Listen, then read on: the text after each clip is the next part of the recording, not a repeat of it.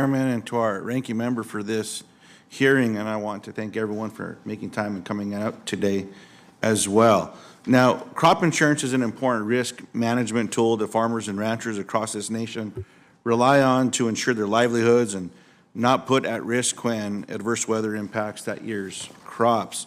I'm excited to be working with several other members of this committee on strengthening these programs through the Farm Bill. Now, today, however, I want to focus on how climate change impacts our farming and ranching communities and the resulting cost challenges. I have argued that many federal programs were not crafted with dry states like New Mexico in mind. But that is a conversation for a different day and for a different committee.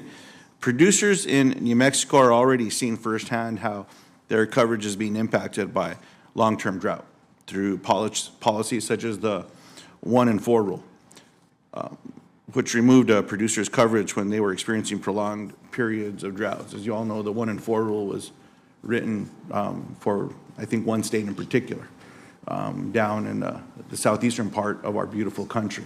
It's a little wetter down there than it is where I come from. I'm grateful that the rule has since been temporarily waived for some western states, but farmers and ranchers will face similar challenges in the future as extreme droughts only grow as a problem. Now, Mr. Willis, yes or no, as climate change patterns persist, will the current risk management tools such as the federal crop insurance program remain an important safety net for farmers and ranchers? Yes. My follow-up there comes from a perspective of farmer-to-farmer issue. As climate change patterns persist, our farmers and ranchers must be provided with the support and tools they need to combat climate change while ensuring the health of their operations. Just as important, though, is information sharing and promotion, especially as new techniques and resources are made available. Now, Mr. Larson, I appreciate in your testimony that you mentioned the importance of farmer-to-farmer learning and how that has helped the farmers and ranchers in your community adopt soil health practices. Mr. Larson, how can farmer-to-farmer education help farmers not only improve the climate resiliency of their own operations, but in turn lower USDA program costs? Thanks. You know, the Byron Area Farmers Group started meeting at the local restaurant, just a few handfuls of us, and we started sharing our experiences, and good and bad, right? And, 2013 was our first experiences in our region with cover crops. We didn't know if they'd plug our tile lines. You know, the rumors were just as strong as the benefits, right? So about 2015, 2016, this small handful started to grow to 28 to 50 of us meeting now this year. In fact, we just met on Monday as well, Monday afternoon.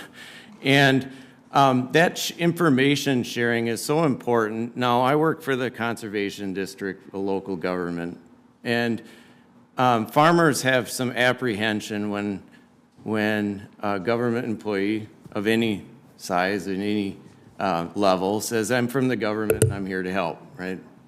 We kind of clam up a little bit.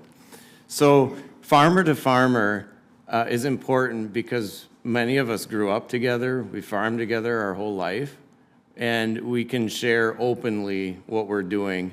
And especially when there's a purpose of meeting, and that's to share our conservation stories, our no-till, our alternative crops, our cover crops experiences, because it takes the edge off of that fence row pressure. That is one farmer looking over the fence at the other farmer and wondering what they're up to.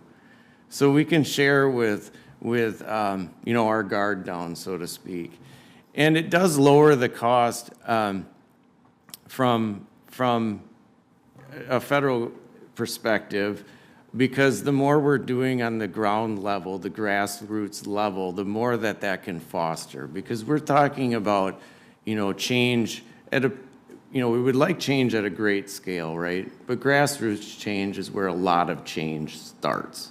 And it could start at a restaurant in Byron in southeast Minnesota, and that information sharing. Now, it does take knowledgeable staff from whether it be USDA or local government or other agencies to help us study so that we know which practices are most beneficial for the environment, beneficial for us as producers.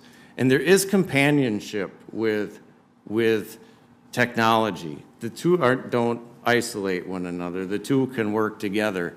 But in some cases, technology isn't enough to reach the goals that we want. And in some cases, soil health alone isn't enough to reach the goals we want. So it is a combination of all these factors, including the small groups of farmers and fostering those groups and adding energy to them. I appreciate that. And Mr. Chairman, I just want to share one observation from home. As you know, home for me is in New Mexico, western state. It's a little dry down there on a good day. The drought's been hitting us horribly over the last few years. But what we've also seen as a result of climate, Mr. Chairman, is the forests are drier longer. It's not just that they're dry up on the surface, but all of that spongy, really good stuff that falls from the trees and whatnot, it's usually wet and the fire rolls on top of it if a fire hits. This year what we saw is it was so dry the fire would duck underneath the ground, not through a tree root, would just duck under that canopy and shoot. You didn't know where it was going to pop back up as well. So while drought is a major concern to us as well, the other side of this is once you have an episode like that, or it's so dry that all the good stuff dries up and is not holding the dirt back anymore, what a normal rainfall can be turns into a 100 or 500 year episode. And that mountain shed, that watershed, instead of it holding back that water, it's like an ice rink. Once that water hits it, it goes. And it's just devastating. And right now we're seeing farmers, producers all over New Mexico that are impacted by what I just described, being devastated when we're blessed with rain. And it's terrifying to see. So I really want to thank you for this hearing as well, and I want to thank the witnesses for coming in. This is a very serious issue and one that matters to New Mexico, western states, but all of America and around the world. Thank you, Mr. Chairman. Thank you to our ranking member. Well, thank you, Senator Luján. I don't think you could have teed up a better segue for your colleague